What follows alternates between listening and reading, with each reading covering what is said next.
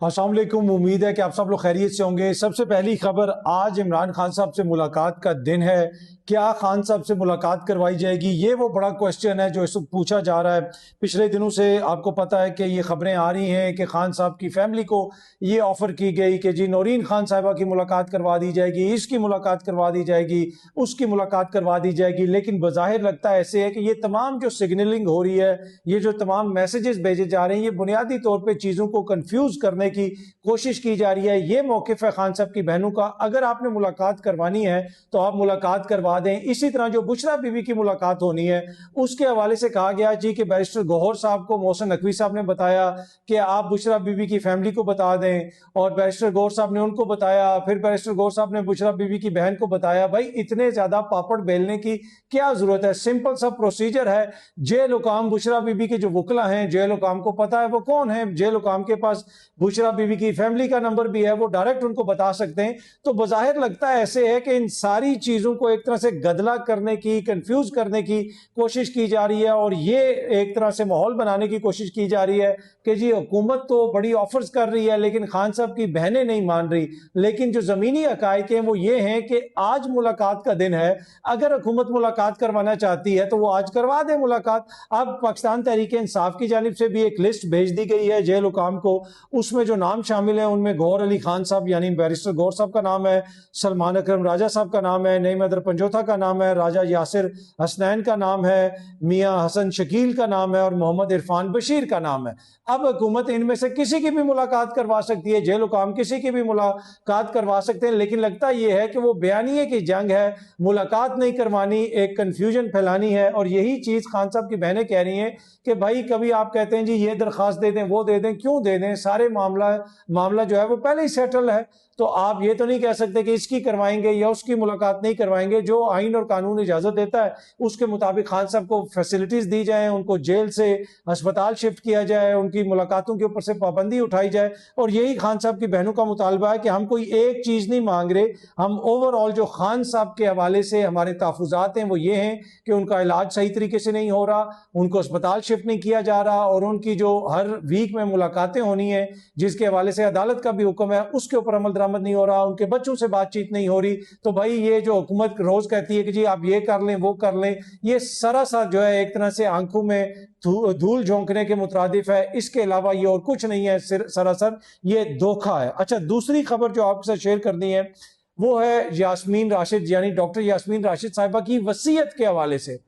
خبر ایک چل رہی ہے کہ ڈاکٹر یاسمین راشد صاحبہ نے اس طرح کی ایک وصیت کی ہے کہ اگر مجھے کچھ ہو گیا تو آپ لوگوں نے عمران خان کا ساتھ نہیں چھوڑنا، اور بھی اس وصیت کے اندر کچھ اور چیزیں ہیں۔ لیکن اب حقائق سامنے آئے ہیں، بنیادی طور پہ خبر یہ ہے کہ ڈاکٹر یاسمین راشد نے کوئی وصیت نہیں لکھی، ان کی طبیعت ٹھیک نہیں ہے، ان کی کمر میں بھی ایشو ہے، اور اگر ان کا علاج نہیں کروایا گیا تو عین ممکن ہے کہ وہ چلنے پھرنے کے بھی قابل نہ رہیں۔ لیکن یہ جو خبر آ رہی ہے کہ انہوں نے کوئی اپنی وصیت لکھ دی ہے اور ایسا ہو گیا ویسا ہو گیا، ایسی کوئی بات نہیں ہے۔ ان کے وکیل نے بھی ڈاکٹر یاسمین راشد صاحبہ سے ایک ٹرائل کے دوران غالباً کہیں پہ ان کی کوئی ملاقات وغیرہ ہوئی ہے، اور انہوں نے یہ کہا کہ ڈاکٹر یاسمین راشد کے وصیت لکھنے کی جو خبر ہے اس میں کوئی صداقت نہیں ہے۔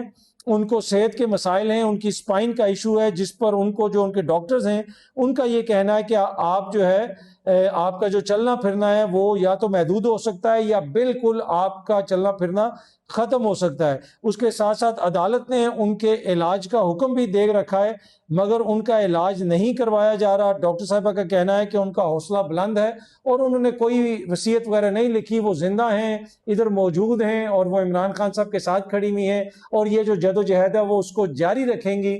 لیکن ان کی وصیت کے حوالے سے جو خبریں آ رہی ہیں ان میں صداقت نہیں ہے۔ اچھا جی، پی آئی اے جو ہے اب آفیشیلی ٹرانسفر کر دی گئی ہے جن لوگوں کو بیچی گئی تھی۔ آپ کو پتا ہے کہ وہ سودا تو ہو گیا تھا، بہت سارے معاملات چل رہے تھے، نئی ایڈمنسٹریشن آ گئی تھی، لیکن جو حتمی ٹرانسفر ہونی تھی، سارے معاملات مکمل ہونے تھے، اب وہ آفیشیلی معاملہ مکمل ہو گیا ہے، اور پی آئی اے اب حکومت پاکستان کی ملکیت نہیں رہی، عارف حبیب گروپ کی وہ ملکیت ہو گئی، اور اس کے علاوہ ایک کنسورٹیم ہے، اس میں کچھ اور کمپنیاں وغیرہ بھی ہیں۔ تو اب پی آئی اے پاکستان کا اثاثہ نہیں رہی، اور اس کے ساتھ ساتھ پی آئی اے کے اوپر جو قرضے تھے، جو بوجھ تھا پاکستانی معیشت کے اوپر، یعنی پاکستان کی حکومت کے وسائل کے اوپر، وہ بھی ختم ہو گیا۔ آپ دیکھتے ہیں کہ جو نئے اونرز ہیں وہ پی آئی اے کو کیسے ٹرن اراؤنڈ کرتے ہیں، کیسے اس میں بہتری آتی ہے، اور اگلے جو چند مہینے ہوں گے وہ اس کے حوالے سے بڑے امپورٹنٹ ہیں۔ وہ ظاہر کریں گے کہ پی آئی اے کیا ڈائریکشن لے رہا ہے اور پی آئی اے کس طرف جا رہا ہے۔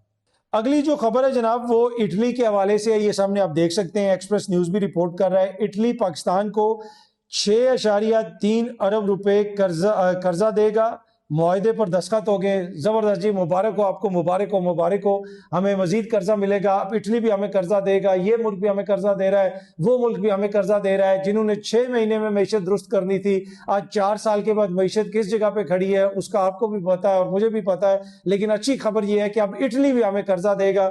اب واپس ہم نے کب کرنا ہے وہ مجھے نہیں پتا، لیکن اٹلی بھی ہمیں 6.3 ارب روپے کا قرضہ دے رہا ہے۔ یہ وہ حکومت ہے جو اربوں روپے جو ہے وہ کیپیسٹی میں بانٹ دیتی ہے، یعنی کیپیسٹی پیمنٹس میں بانٹ دیتی ہے، اس کمپنی کو دے دیے، اس کمپنی کو دے دیے، اور یہاں پہ ہم اٹلی سے 6.3 ارب روپے کا قرضہ لے رہے ہیں۔ کیا ضرورت پڑی ہے ہمیں اتنا قرضہ لینے کی؟ مجھے سمجھ نہیں آتی کہ یہ دیکھیں نا، ہم کہتے ہیں جی 40 ارب ادھر دے دیا، 50 ارب ادھر دے دیا، 100 ارب ادھر دے دیا، تو یہ 6.3 ارب کا ہم کیوں قرضہ لیں؟ کیا ہمیں مانگنے کی عادت پڑ گئی ہے؟ اس میں کون سی ایسی چیز ہے کہ جو ہم خود نہیں پوری کر سکتے؟ ہمیں کیا ضرورت ہے کہ ہر کسی سے قرضہ لیتے رہیں؟ لیکن یقیناً اس میں کوئی جو ہے مصلحت ہوگی، تو اسی وجہ سے حکومت یہ قرضہ لے رہی ہے۔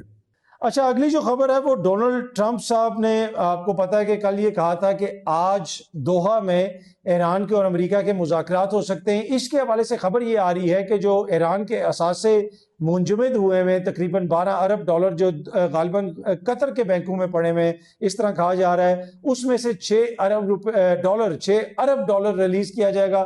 یعنی ہم تو 6.3 ارب روپے قرضہ لے رہے ہیں اٹلی سے، ادھر ایران کے 6 ارب ڈالر ریلیز کیے جائیں گے آج۔ اگر یہ ریلیز ہوتے ہیں تو یقیناً یہ ایک امپورٹنٹ ایک پیش رفت ہوگی، کیونکہ معاملات جو ہیں وہ تھوڑے سے پیچیدہ ہیں۔ جہاں پہ امریکہ اور ایران کی بات چیت ہو رہی ہے، وہاں پہ امریکہ نے ایک چلاکی بھی کی ہے، کیونکہ آپ کو پتا ہے کہ ایم او یو ایک سائن ہوا، اس کے بعد 60 روز کے اندر حتمی معاہدہ ہونا ہے، لیکن امریکہ نے جو لبنان ہے اور اس کو اور اسرائیل کا ایک اور معاہدہ کروا دیا ہے، اور اس کا بھی ایم او یو سائن کروا دیا ہے، اور اب وہ کہہ رہے ہیں کہ اس کا کوئی حتمی معاہدہ وغیرہ ہوگا۔ آلدو کہ لبنان کے اندر جو جنگ بندی ہے وہ امریکہ اور ایران کے درمیان جو معاہدہ ہوا ہے وہ اس کا پارٹ اینڈ پارسل ہے، لیکن یہاں پہ مجھے یہ لگتا ہے کہ امریکہ تھوڑی سی چلاکی کا مظاہرہ کر رہا ہے، اور وہ کوشش یہ کر رہا ہے کہ اس کو مسئلے کو تھوڑا سا علیحدہ کیا جائے، لیکن وہ ہو نہیں سکے گا۔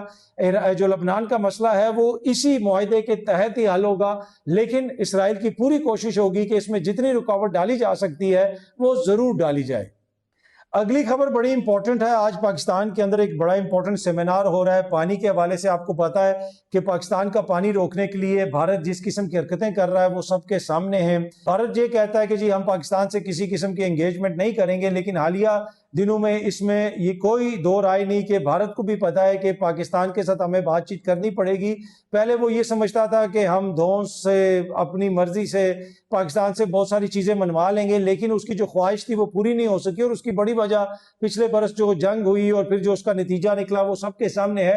آلدو کہ بھارت یہ کہتا ہے کہ وہ پاکستان سے کوئی رابطہ نہیں کرے گا، لیکن میں آپ کو یہ خبر شیئر کرتا ہوں کہ اس وقت بھی پاکستان اور بھارت کے بیک گراؤنڈ کے اندر کہیں نہ کہیں کانٹیکٹس ہو رہے ہیں، رابطے چل رہے ہیں، مذاکرات کسی لیول پہ ہو رہے ہیں۔ آپ کو پتا ہے کہ ایک کہا جاتا ہے ٹریک ٹو ڈپلومیسی، جی ہاں جی، ٹریک ٹو ڈپلومیسی ہو رہی ہے، یہ ہو رہا ہے، وہ ہو رہا ہے، بہت سارے صحافی اس طرح کی خبریں دے رہے ہیں، لیکن میری جو خبر یہ ہے کہ ٹریک 2 کے علاوہ ایک ٹریک 1.5 ڈپلومیسی بھی ہوتی ہے، اور یہ جو بھارت کے ساتھ ہمارے رابطے ہو رہے ہیں یہ کولمبو میں رابطے ہوئے ہیں، ان میں امریکنز بھی، جو میرے پاس خبر ہے کہ امریکنز بھی وہاں پہ گئے ہیں۔ ماضی کے اندر بھی جو اس طرح کی میٹنگز وغیرہ ہوتی ہیں اس میں امریکنز بھی ہیں، تو جہاں پہ ایک طرف سے مودی یہ کہہ رہا ہے جی ہم پاکستان سے بات نہیں کریں گے، جے شنکر یہ کہہ رہا ہے، دوسرا یہ کہہ رہا ہے، لیکن دوسری جانب ان کے مسلسل پاکستان کے ساتھ رابطے ہیں، اور حالیہ دنوں میں مذاکرات ہوئے ہیں پاکستان اور بھارت کے کولمبو میں، سری لنکا میں۔ اب کوئی حکومتی शख्सियत इसको कंफर्म करती है या नहीं करती, लेकिन ट्रैक 1.5 या ट्रैक 2 की जो डिप्लोमेसी है वो पाकिस्तान और भारत के दरमियान जारी है। अब इसके नतीजे में क्या होता है, देखें, अगर इसके नतीजे में कोई बेहतर हल निकलता है तो वो बहुत अच्छा है। पाकिस्तान के और भारत के ताल्लुकात बेहतर होते हैं तो वो पूरे खित्ते के लिए अच्छा है, पाकिस्तान के लिए अच्छा है, भारत के लिए भी अच्छा है। लेकिन इस चीज में आड़े आ जाती है जो इस वक्त गुजरात की और जो मेंटेलिटी है वहां की हुक्मरान इशराफिया की। उनको पता है जी हमारा वोट बैंक इस चीज के ऊपर कायम है कि एंटी मुस्लिम है, एंटी पाकिस्तान है, वो सबसे बड़ी रुकावट है पीस में। और उसी को खुश करने के लिए, उस वोट बैंक को खुश करने के लिए इन्होंने पाकिस्तान के साथ जंग शुरू की थी और उसका जो नतीजा निकला था वो लेने के देने पड़ गए थे। लेकिन बड़ी खबर यह है कि पाकिस्तान और भारत की बैक चैनल्स के जरिए डिप्लोमेसी जारी है, राब्ते हो रहे हैं। अब उसके नतीजे में चीजें कितनी आगे बढ़ती हैं, लेकिन अगर दोनों ममालिक के ताल्लुकात बेहतर होते तो यकीनन वो पूरे रीजन के लिए बेहतर है। मैं हमेशा ये कहता हूं और अक्सर मैं भारतीय मीडिया पे भी ये कहता था कि ममालिक जो है वो अकेले तरक्की नहीं करते, पूरे रीजन तरक्की करते हैं। अगर हमने इस रीजन को आगे बढ़ाना है तो यकीनन उसमें पाकिस्तान और भारत को अपने ताल्लुकात को बेहतर करना पड़ेगा।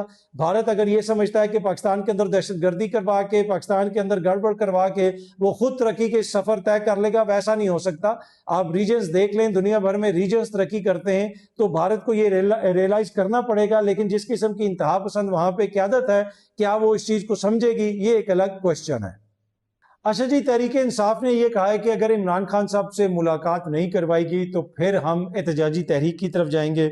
मुझे ये लगता है कि इस वक्त तहरीक इंसाफ किसी किस्म की कोई एहतजाजी तहरीक नहीं चलाने के मूड में, और उनके साथ जो हुकूमती राब्ते हो रहे हैं, मुख्तलिफ सतह पर राब्ते हो रहे हैं, उनको ये यकीन है कि इमरान खान साहब को रिलीफ मिल जाएगा। आई एम सॉरी, ये मैं वीडियो बनाते बनाते गीला हो गया हूँ क्योंकि गर्मी काफ़ी ज़्यादा है और पंखा भी बंद है और एसी भी मैंने नहीं लगाया हुआ, तो I am really sorry, it doesn't, कोई इतना अच्छा नहीं लगता, लेकिन ये मुझे पसीना आ गया है वीडियो बनाते बनाते। पर एनीवे, इसके हवाले से क्या किया जा सकता है। पर जो मैं अर्ज कर रहा था कि वो जो एहतजाज की तहरीक है वो मुझे उस तरह चलती हुई नजर नहीं आ रही। मुझे तहरीक इंसाफ के मुख्तलिफ लोगों से बातचीत करके लगता ये है कि उनको जो मैसेजेस दिए जा रहे हैं वो उसके ऊपर काफ़ी हद तक एतबार कर रहे हैं।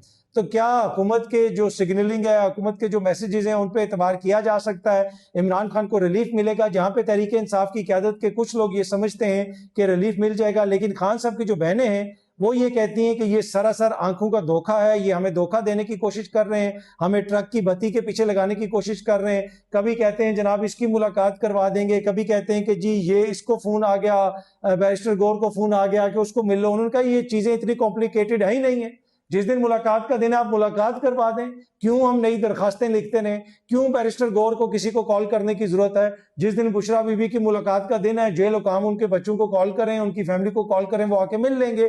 तो ये जो सारी बातें की जा रही हैं ये सिर्फ और सिर्फ लोगों को कंफ्यूज करने की कोशिश की जा रही है। और खान साहब की फैमिली के जो करीबी जराए हैं वो ये समझते हैं कि जो तहरीक इंसाफ की क़यादत है वो या तो जानबूझ के वो जो है वो एक तरह से चाहती है कि हमें हमारे साथ धोखा हो, या फिर वो नाइव हैं, वो ये समझते हैं कि हुकूमत की तरफ से जो पैगाम दिए जा रहे हैं उनके ऊपर मनो अमल दरामद होगा और वो बड़ी सिंसेरिटी के साथ दिए जा रहे हैं। ऐसी सूरत हाल नहीं है। खान साहब की बहनें ये समझती हैं कि ये सिर्फ तहरीक इंसाफ को एंगेज करने की कोशिश की जा रही है और इसका बुनियादी मकसद टाइम को बाय करना है और तहरीक इंसाफ को और खान साहब की क़यादत को, जो यानी जो पीटीआई की क़यादत है और खान साहब की जो फैमिली है, उसको धोखा देना है।